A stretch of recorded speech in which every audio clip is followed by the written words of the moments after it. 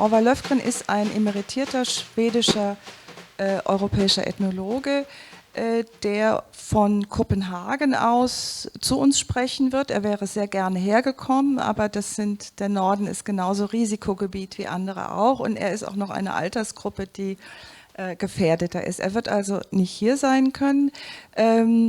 Ich habe jetzt eine Präsentation in Englisch vorbereitet. Ich mache das trotzdem dann auf Deutsch. Aber das wollte ich sagen, er versteht Deutsch. Wenn Sie nachher Fragen haben, können Sie sowohl auf Englisch als auf Deutsch formulieren. Also keine Angst, SELT, S-I-L-T. Ja, ihr erinnert euch. Genau. Es ist für uns eine große Ehre, Orvar Löfgren hier zu haben, auch wenn er leider nicht da sein kann. Er hat eine unglaublich charismatische Raumpräsenz und war für mich immer ein großes Rollenmodell in meiner Generation. Da gab es nicht viele Rollenmodelle. Ja? Wir sind so die erste Generation an Professorinnen in den Nachkriegsuniversitäten. Orvar Löfgren war als Anthropologe sehr international unterwegs. Das war etwas sehr Besonderes und auch immer der Zeit voraus. Er hat die Nase immer ein Stück weiter gehabt. Er ist er war an der Universität Lund, er ist seit den 70er Jahren, wir haben das im Fach die Jungtürken genannt, die jungen Wilden, die alles neu gemacht haben und in dieser postfaschistischen Nachkriegsgesellschaft überhaupt kritisches Denken in die altbackene europäische Ethnologie oder Volkskunde eingeführt haben. Er ist also einer der großen Kulturtheoretiker in unserem Fach, ein Cultural Analyst, das ist der kritische Ansatz der Cultural Studies, die Kulturanalyse. Ich möchte Sie ganz kurz in 2, 3 Themen, die er bearbeitet hat, nennen, damit Sie sich das vorstellen können. Also neben Kulturtheorie, Kritik der bürgerlichen Gesellschaft und so weiter, Technikanthropologie war er einer der Ersten, der das gemacht hat. Er war überhaupt der Erste, der sich mit New Economy auseinandergesetzt hat, der sich mit Nationalism und Transnationalism auch in einer historischen Perspektive, was in den Sozialwissenschaften weniger der Fall ist, auseinandergesetzt hat und für unsere Generation manchmal einfach im Französischen sagt man Figure de proue war, wirklich jemand, wir haben gelächzt nach neuen Ansätzen und er hat das wirklich auch so mit verkörpert. Er war mal hier 2012 und ich habe gesagt, ich bin so froh, dass er da ist. Ich könnte allein aufgrund seiner Arbeiten ein ganzes Fach konstruieren, ein ganzes Curriculum-Fach, Department, durch diese Vielfältigkeit, mit der er gearbeitet hat. Er war einer der Ersten, der über Mobilities gearbeitet hat, aber Mobilitäten in der Gegenwart und in der Geschichte. Ein ganz, ganz großer Erfolg war das, viele Bücher sind gegen den Strom, war das Buch Nichtstun, das er vor einigen Jahren herausgebracht hat, in viele Sprachen übersetzt, The Secret World of Doing Nothing, dass sich auch unsere Studenten aus den Händen gerissen haben, dass sie das im Lektürekurs besprechen dürfen oder wie auch immer. Er hat empirisch darüber geforscht, was machen die Leute, wenn sie sagen, dass sie nichts machen. Und ein bisschen geht es heute in dem Vortrag auch darum. Die nächsten Bücher zusammen mit Barbara Czerniawska waren Coping with Excess, Managing Overflow in Affluent Societies, also über das zu viel in unserer Gesellschaft. Ich freue mich, wenn wir alle ihm jetzt folgen in Exploring the Hidden Power of the Unnoticed. The theme of this talk is Exploring the Hidden Power of the Unnoticed. And here's where I'm going to start. It's an early September morning, and I'm driving through a rural landscape on my way to a meeting hours away. The stillness is total, no traffic, just the intensive sun, the morning car radio, and the landscape waking up to a new day. All along the empty road, I pass school children waiting for the bus. There's such a strong feeling of inbetweenness here. Not only the terrain vague of bus stops, silent woodlands, empty fields, just in the middle of nowhere. There's also a feeling of temps vague, in between times. Is anything really happening here? Some kids are busy with their phones, others just stare out in the open or talk to each other. There is this special mood of waiting, a vague feeling of being on standby. And like those waiting, I'm also in transit. I'm here, but mentally, I'm elsewhere. For a while, it feels like I'm outside the world, but as soon as I step out of the safety bubble of my car, I have to focus on that strange thing which is hovering between me and other people. I can't help thinking of the many ways in which the last half year of Corona life has been a global time of inbetweenness, a situation of waiting, a transition to alternative lives. There is a virus floating around everywhere, something strange always between us. Keep your distance, avoid contact. But we're here today to make contact, to develop dialogues across disciplinary and national boundaries. Advancing the value of humanities. This is a project I like because it addresses an important need in the humanities. It is very evident for a long time we didn't have much of an interdisciplinary tradition in the humanities compared to medicine, natural sciences, law. But that's changing, and that is changing rapidly. So when trying to develop dialogues between disciplines and universities, you learn a lot about yourself, but also the ways in which the one and same discipline develops very national or local styles of doing research and teaching. There is a long tradition of building fences to neighborhood disciplines, fences that slowly may turn invisible and thus are taken for granted.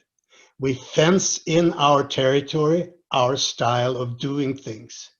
And I'm not thinking only of grand theory, basic perspectives, or terrains of interest, but of the everyday routines and rituals of academia, which students learn not through handbooks, but taking in the local atmosphere, which is hiding in seminar rooms, coffee breaks, and small talk. This is just the way we do things here. And I would love all of you to make a list of 10 invisible rules about academic behavior in your own department. I think a critical humanities is also a self-critical humanity. So today I will talk about a field in which interdisciplinary dialogue is crucial.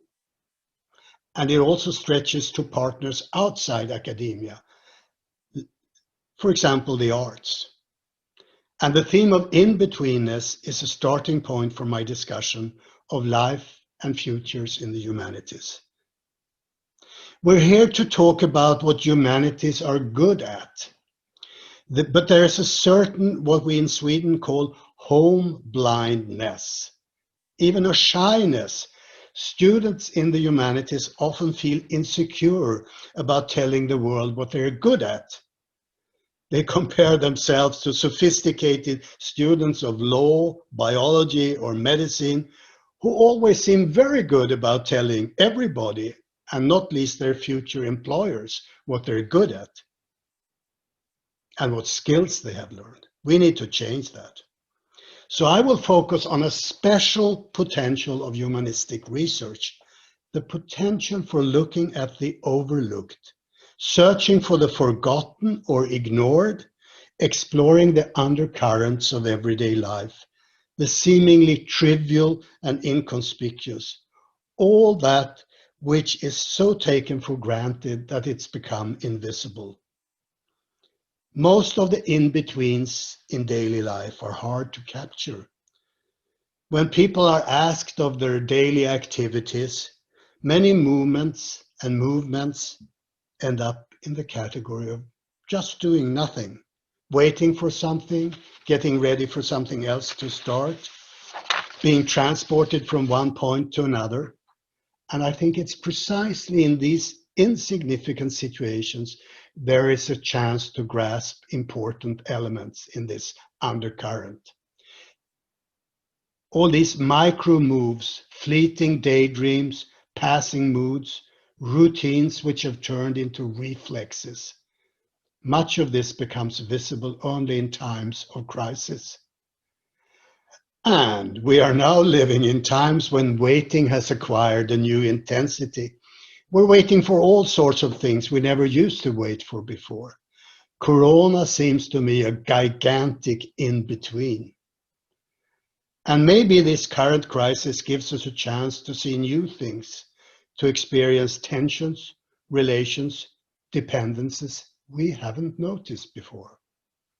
So what I want to do is to briefly sketch this unknown terrain and discuss how it could be explored, what dialogues we need, and what kind of tools. First, a bit about the terrain, the hidden undercurrents of everyday life. Everyday life is made possible by developing routines, rhythms, rituals, and multitasking. It's about economizing, cutting corners. It's about the half-said, the shrug, the nod, as well as many silent agreements. Social and emotional messages go back and forth, often without being put into words. So what are the challenges here? How do we get to look at the invisible, problematize the taken for granted, remember the forgotten, give history to things which seem historyless? We have to develop new methods, find overlooked materials, transform elusive experience into ethnography and text. Using all the senses and borrowing techniques, I think, often from fiction writers who are much more skilled in putting feelings into words. And there is a strong power dimension in this. It is precisely the position as insignificant or self-evident which gives things a power. What is actually going on when nothing seems to happen? So I will do 3 takes on this. I will start by talking about making history of the historyless. I will continue with talking about something called thrown togetherness, how materialities, sensualities, affect, and activities interact.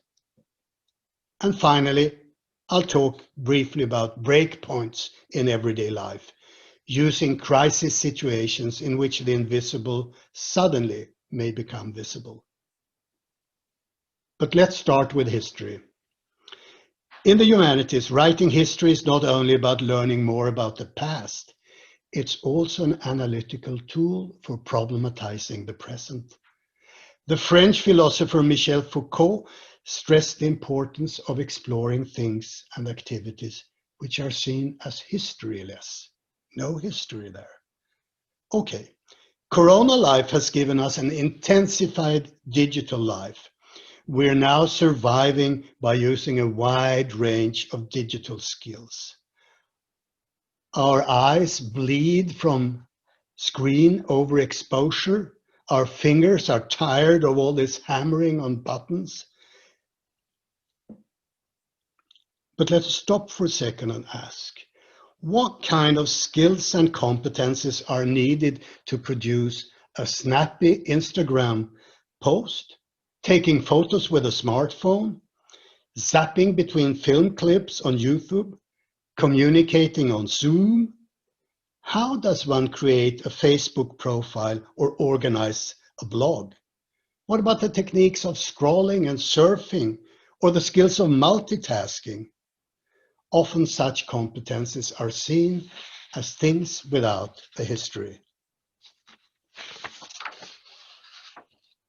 There are so many digital media skills that have been turned into everyday micro moves, habits and reflexes, resting in the body rather than in the mind, but they all have a history of routinization.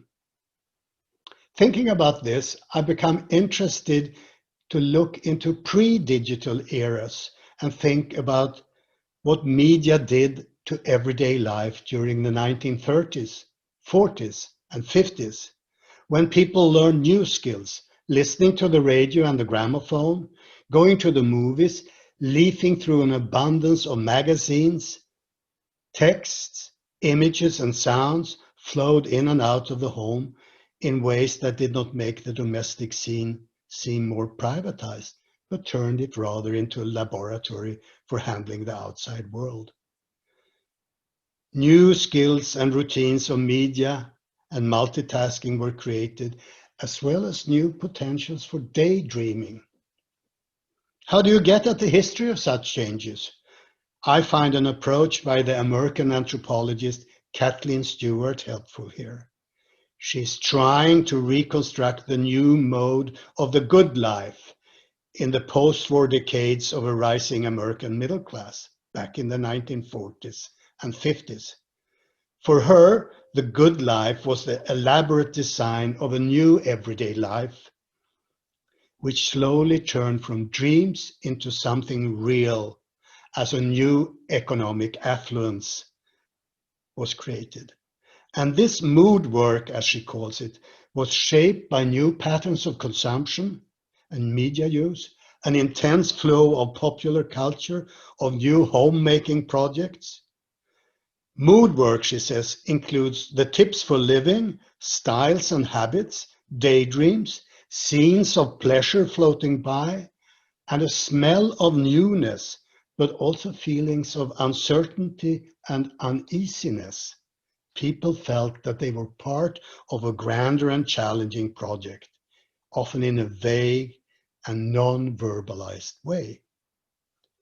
The concept of mood work focuses on the way in which the senses and the world coexist. Mode work is about modes of being in the world. It is about feelings, rhythms, and tones.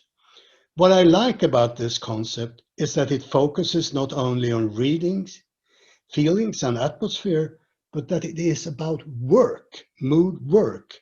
It sets bodies, objects, technologies, and activities to work. It creates new habits and the routine.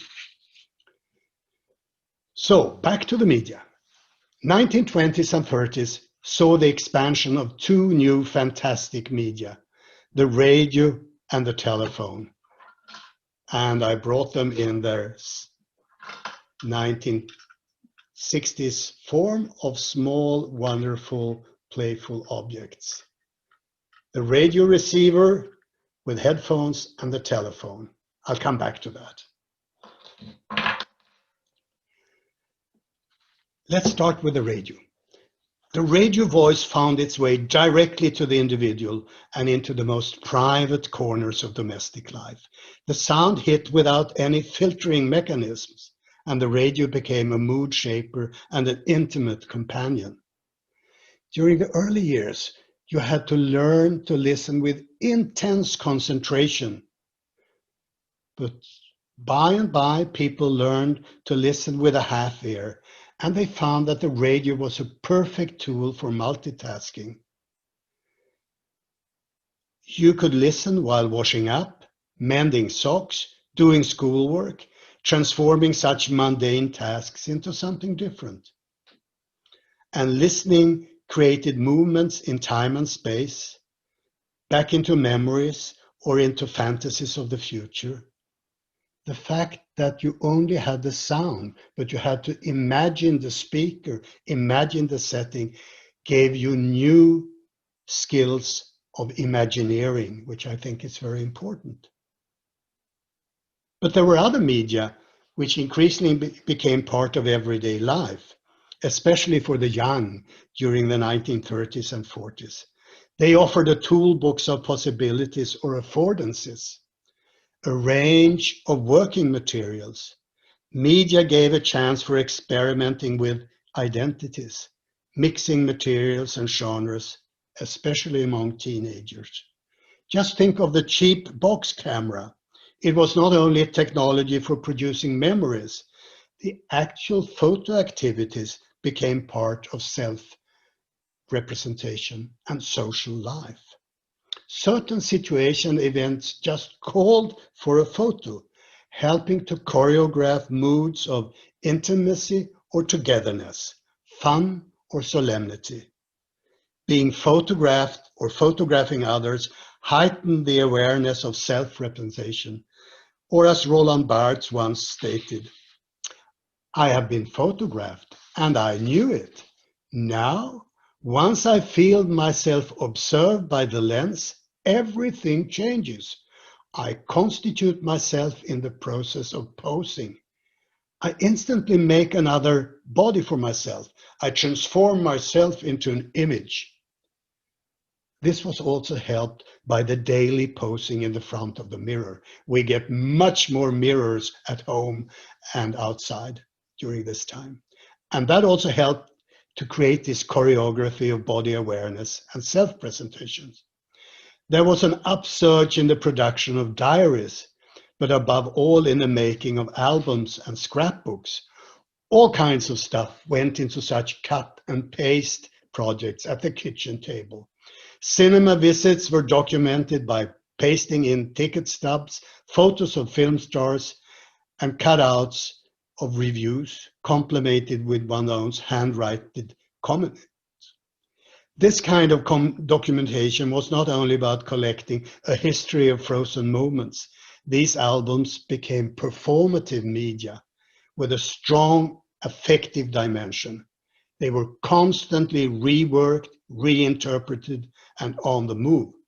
And I brought today my wonderful scrapbook, which I made as a 13-year-old. It's very much about illustrating my family life.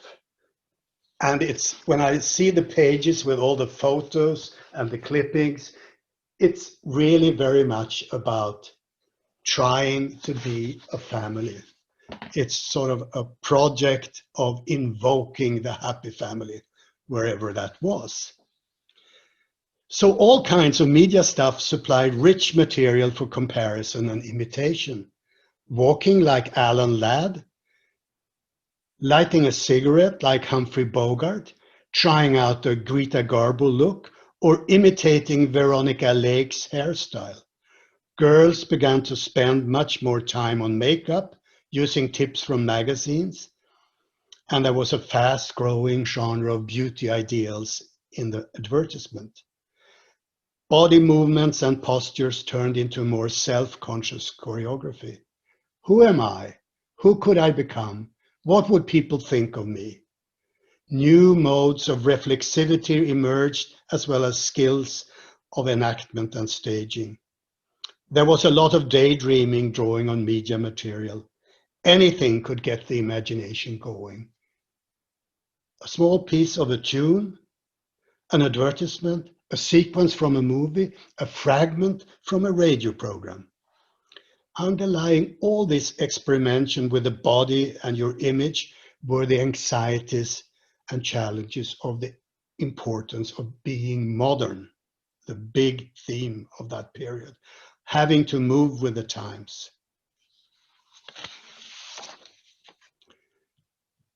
I began by talking about analog skills and micro moves that have made a digital everyday possible. What people learned during these analog decades was, for example, the skill of grasping film narratives. With the rapid cuts between scenes and situations, they developed the art of chatting over the phone. That was a very slow learning process. Earlier you talked very ritually, very in a very strange, disciplined way. But the idea of small talk, of intimate talk, came much later. People learned to write short messages on postcards, creating media albums and diaries with narrative skills of self-presentation. There were all kinds of basic media skills necessary to survive in a coming digital age. And above all, people learned to master new techniques of multitasking, combining media and everyday activities. There is a long history of learning here as we take another selfie, present ourselves on Facebook, or write an Instagram post, or learn to use the headphones to be in two worlds at the same time with these wonderful little gadgets.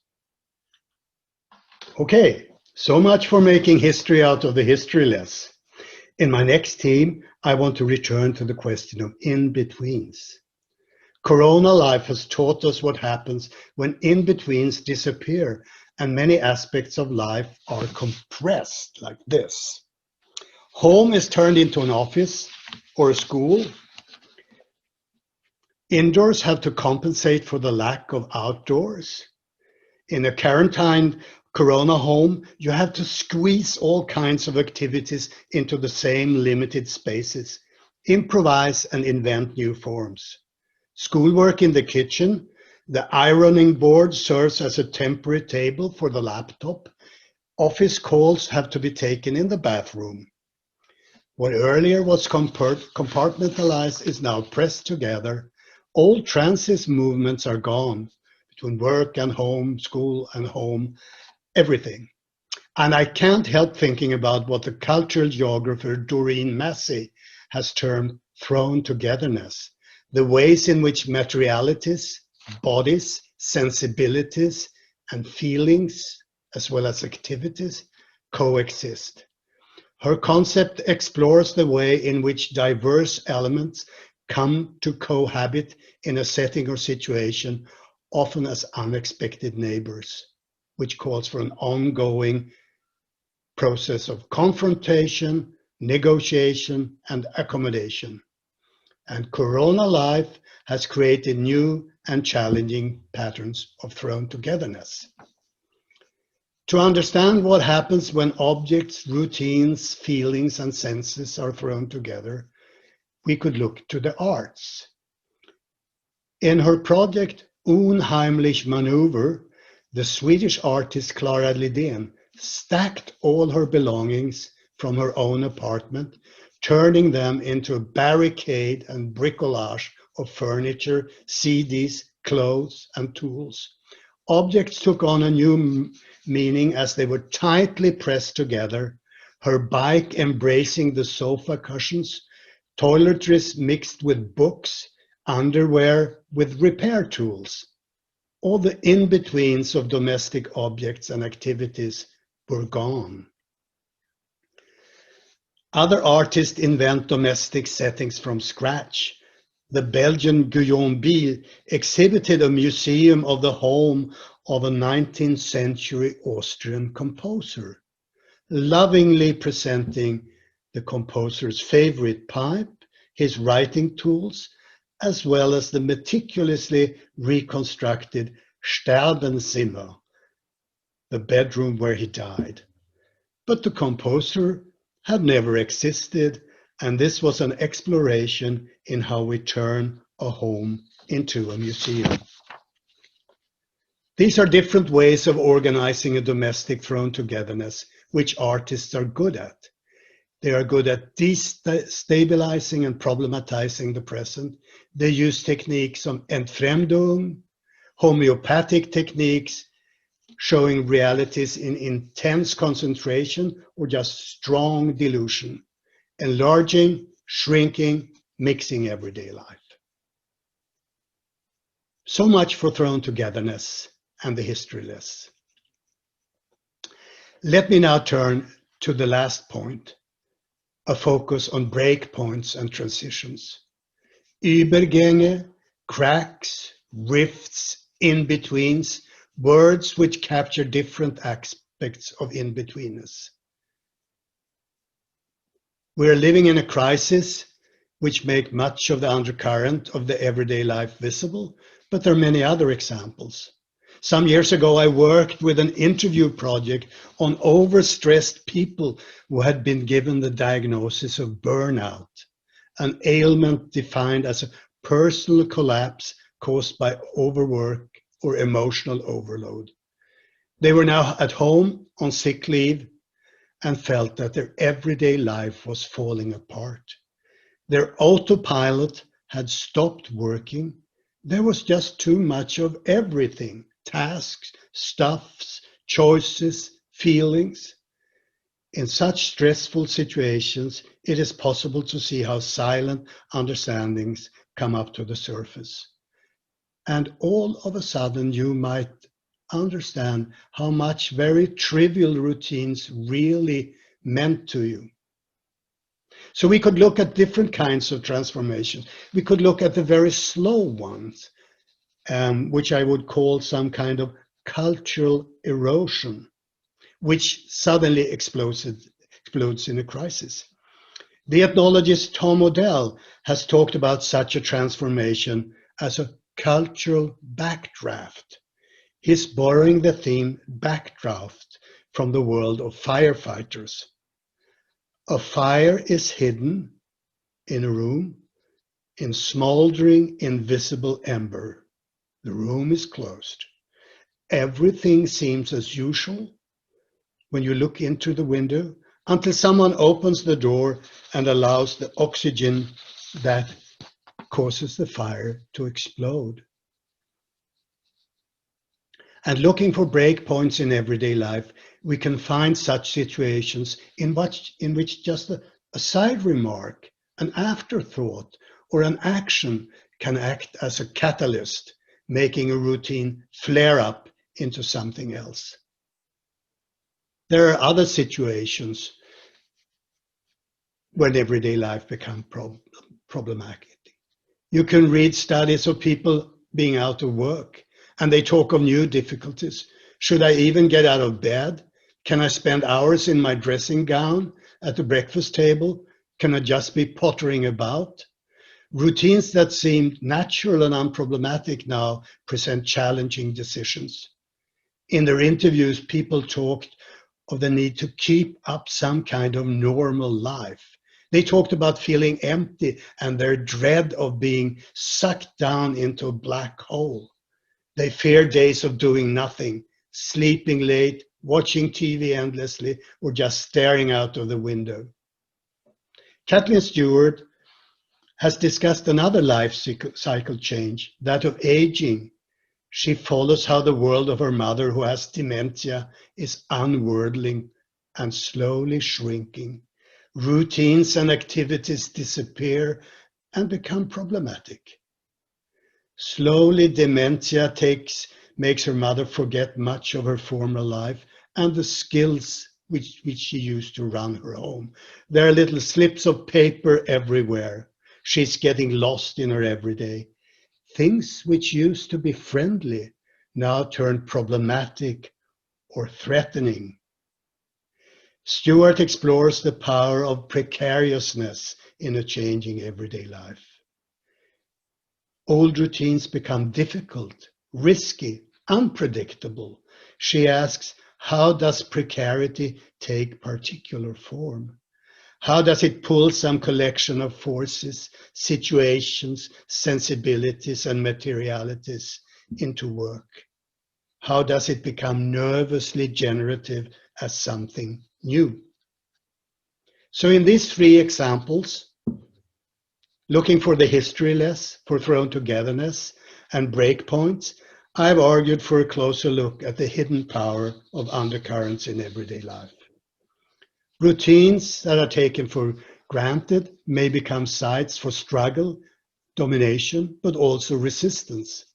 People drag their feet, defend their old routines, forget or ignore things. Again, it's a subtlety that is important in the power play in such activities.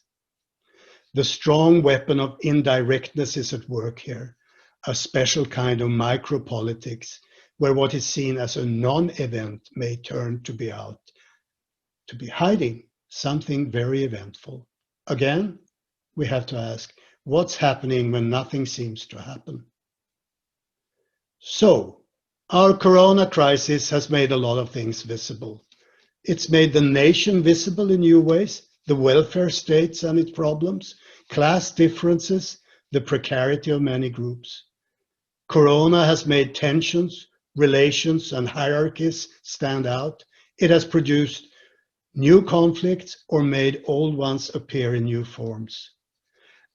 And we hear a constant call for more research, medical, technical, and economic research. in Corona times. But where does that leave the humanities? What are our contributions? What are we good at? We might capture some of the contradictions and polarities in this new life. There is this intensive globalization and intensive localization we experience. We live very close together in some ways and extremely apart in others. What kind of in-between is this? Liminality, transition, or just waiting for everything to get back to normal? In the times we have now, with breakdown of everyday routine, it does not have to be paralyzing, but also provides a chance to rethink and reorganize life. There are many examples of such relearning.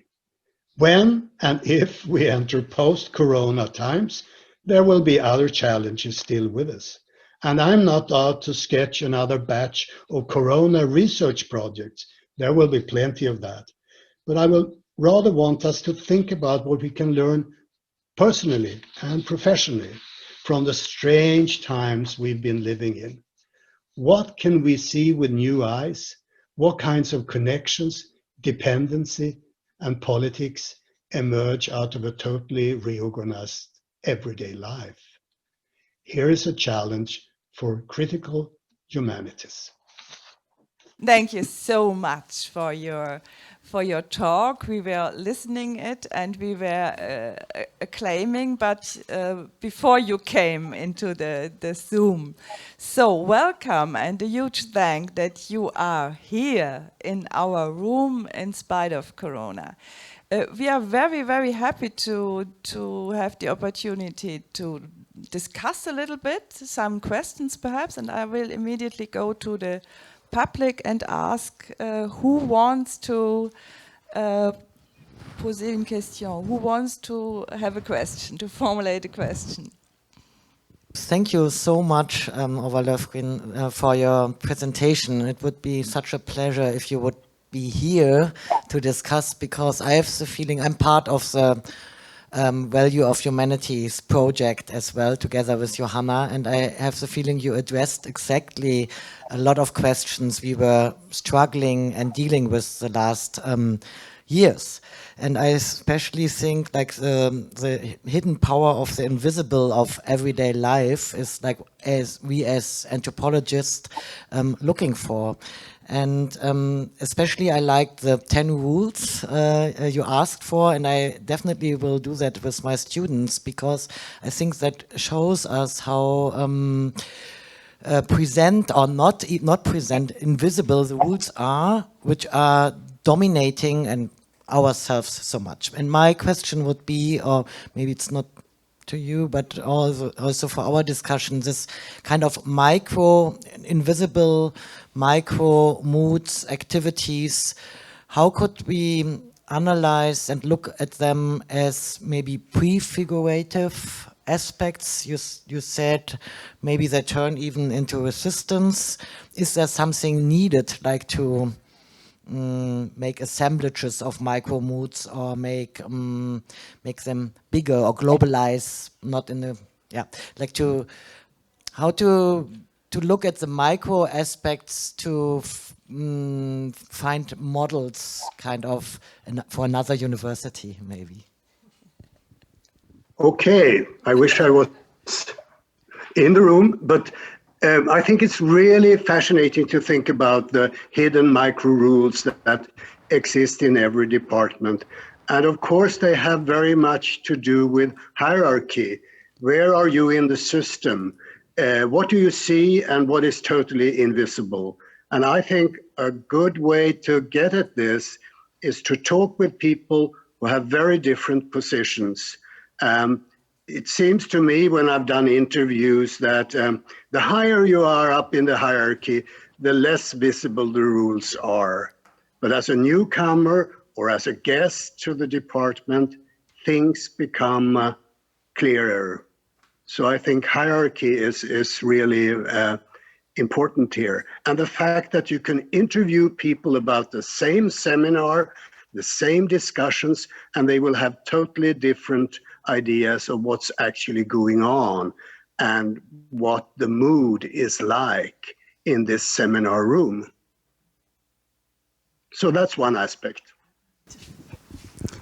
Hi, Orvar. This is Alexa Färber speaking. Hi. From Vienna, and I'm very happy to be a guest here today. I just switched in, and I would like to know if you could share with us experiences from your very long institutional life as a professor and researcher and so on at the university, where you could perhaps explain how your micro-analysis of academia became productive in changing institutional settings, perhaps. Do you have had the opportunity to translate what is your very specific analytical perspective into this world of academia in building new alliances or something? Perhaps you could share something very practical like this, because as I understood, Johanna and Katrin and all the others want to build something new, so this could be helpful. Thank you. Okay, I think, well, I mean, to study the microclimates of a department or a discipline would just be the starting point to then go ahead and do something about it. Otherwise, it would be kind of futile. And I remember several instances when in my department we've discussed this. I'll never forget when I, as a professor, said, what I like about this department is the very informal style we do things. And then a student sat silent and said, this informal style is what I really dislike about this department, because informality and the idea that we're one big family here means that some people are more ready to be part of that informality. And you know, that really set me thinking. I thought we was a happy ship here, but I had to rethink this informality and this lack of idea that to be on the lookout, that everybody should be included and have a chance to be heard. I'll just give you another example of a study of seminar cultures, a neighborhood discipline, literature. The professors were interviewed and they said, here in a seminar, there is no hierarchy, no order. You can just jump in and say what you think. And after listening to 10 of those seminars, the researcher in question found that there was an absolute order of who could speak and when. And it started at the top and it moved down, you know. So we could do a lot about that. But I think also what I wanted to stress in my presentation was that there's something else. We really need to think about what students learn. I took up this point that humanities students are often very insecure about selling themselves, saying, we know this, we have learned this, our department is good at this. What kind of skills, often hidden skills, are actually produced here? So an inventory of skills and competences is, I think, important, because other disciplines are so good at telling their students what they know. But many students in the humanities find it very difficult to put that into words. So I would argue for verbalization here as well. Okay? Hello, Orvar. I'm Hello. Günther Prechter, architect coming from Bregenz, all the way to Graz, which is on the other side of Austria, something like. I've learned something about architecture from your lecture. Thank you very much. You showed us the multifunctionality of apartments. You told about office calls in the bathroom and something like that, and we had that in our lockdown. I have two children in school age. my daughter's getting 8 tomorrow, and we had the schoolwork in the kitchen. And this is very surprising for us as architects, because we are always learning and teaching that rooms have functions and have to be functionalized. And we all have learned that this is not true. It has worked over weeks in a kind of new function or multifunctions. We do the same in urbanism and try to get the cities more dense in multifunctionalizing public space, for example. And you showed us, thank you very much, that in Corona times we did that on a kind of micro scale in all of our apartments, where we created new ways of using our small apartments in a new way. I don't have any question, but thank you very much for showing us that. I would really love to hear more about this study, because I'm so interested in the way that the home is an emotional landscape, full of activities, emotions, longings, dreams, conflicts, and Corona is really a unique situation to study this almost shock change in the way that we organize the home. And I think, again, you could use a historical perspective. There's such a long history, at least in Sweden, of modern functionalism. And the idea was there should be a time and space for everything.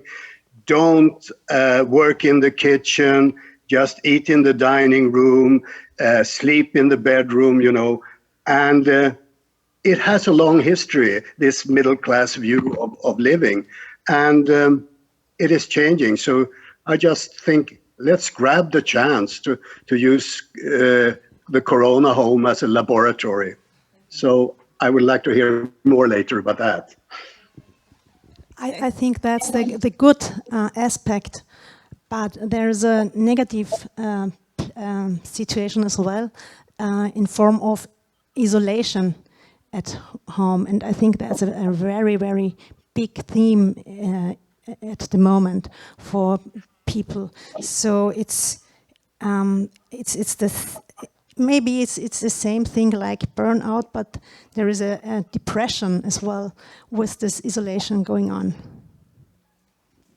Absolutely, and the way loneliness is taking place, and the way that digital communication has to compensate for that is, again, I think, major theme. Some apartments are crowded in family living, other apartments are totally still. There's just one person waiting there month after month for life to change. So again, comparison is fascinating. Thank you very much for your really intriguing presentation. I would like, actually, I wanted to talk about something else, but now I would like to connect to what you just explained, because I think we're facing during Corona times extremely the fact of the disparateness of society, and the gaps between different classes get even larger and more visible, which shows exactly at the situation of what kind of spaces people dispose of. So I think learning from this situation also means connecting to what Günther Brecht said. If we talk about multifunctional spaces and apartments, we have to really engage in how we can provide more spaces, or those qualities that we need if we have to live in this thrown togetherness under circumstances we are not equipped for. I totally agree on that. Thank you very much. Leo Küberger has remarked. Thanks a lot for your talk.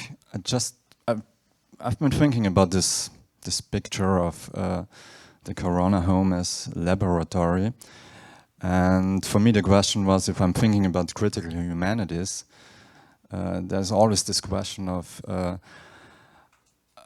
which part of society, which part of the realities that are out there are we interested in? Because if I look around, the whole Corona home as a laboratory is a middle class thing.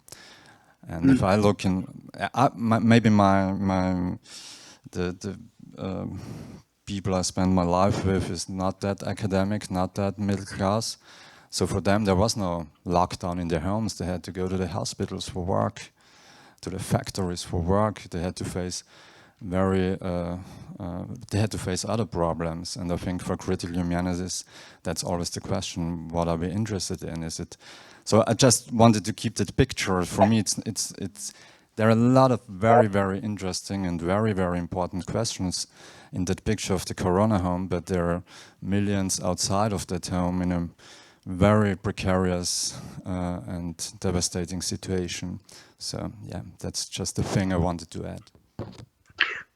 I'm glad you stressed this, because I think class always has this tendency to disappear from general discussions, and very much of the sort of ethnographies or the newspaper or news material we've seen on Corona life at home has this middle class angle. It's often intellectuals, it's people who can easily work digital, and that's the kind of life we see. So again, to have a critical look, what kinds of homes are we finding? And I realize that the word laboratory is always dangerous because it somehow feels a little bit fun, you know, hey, we're in a laboratory here, but laboratories can be terrible to be in. So I quite agree. Thank you very much. Another question? If not, I would like to come back to one aspect of the self-representation of the humanities, Orvar. There's a paradox. On one hand, we are studying the everyday, and we are knowing that the everyday is producing the social and the culture. It's the basic for our existence. This on one hand, and this everyday has the reputation and the stigma, the representation to be banal, not to be important, to be the in-between, the inaperçu. This is not important even to speak about or to think about. And we are studying in a department where we know that in the everyday the revolution starts, resistance starts, that in the everyday awareness about what is going on and what is wrong starts in this everyday that is producing the social, the culture. But when we are working in the humanities department at university, we are suffering not to be seen and not to be heard and not to be important enough, like law or economy. But if we would be important like law and economy, we wouldn't be this resistant department that discovers in the everyday what real life is and what happens, and to train this sensitivity for the unnoticed in the everyday. So what is your advice? What can we do in this paradoxical situation? Oh, this sounds really dangerous. If we become too good at it, we'll be a success, and then we'll slowly die from being so impressed by ourselves. No, I think that's never going to happen, though. But I think we have to live with the fact that we are marginal to the big disciplines, but that marginality is also a resource that we could use. And I would love for us to explore concepts like banal, unimportant, uninteresting, insignificant, really take those words apart and say, okay, so what do you think is so banal about this banality? I mean, to reach behind this wall of uninterest, this is not important. Should we really deal about that?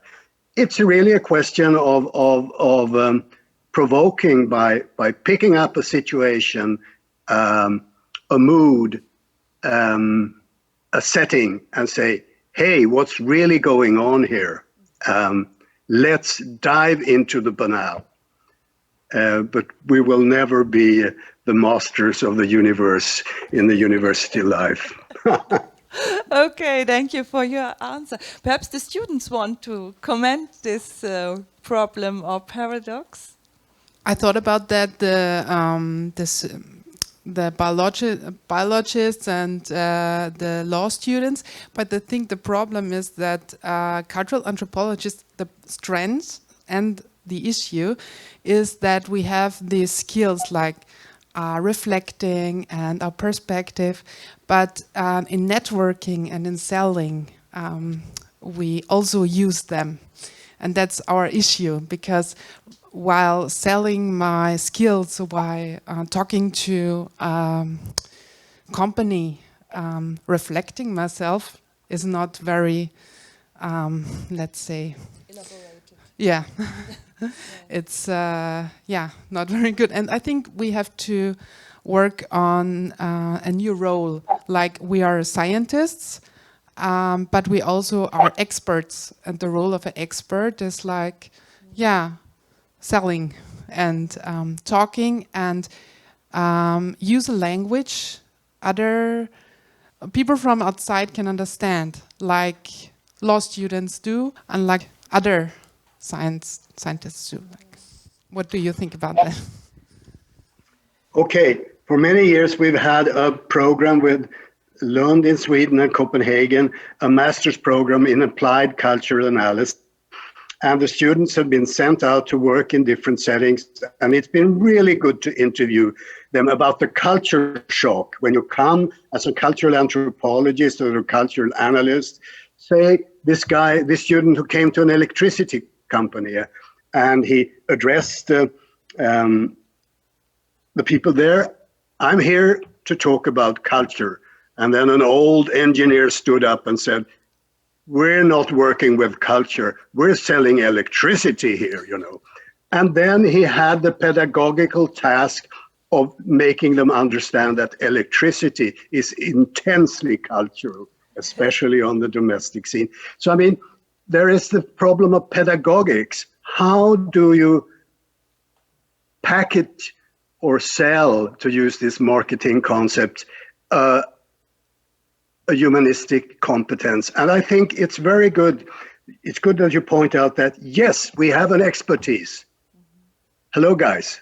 We are going to surprise you, because what I think a cultural analysis often sells is a surprise. Hey, you think this is an unproblematic issue or an uninteresting issue? I'll show you that it's extremely important. I'm the expert here. So again, we need to think about what is our expertise and how do we communicate that. Tough job, but worthwhile. This is encouraging, isn't it? So I got a fingerzeig that the time is unfortunately over, and I thank you so much that you had the time to be present in the forum, Stadtpark. Thank you, Orvar, and see you soon, hopefully. Ihnen vielen Dank. Bye-bye. Thank you, guys.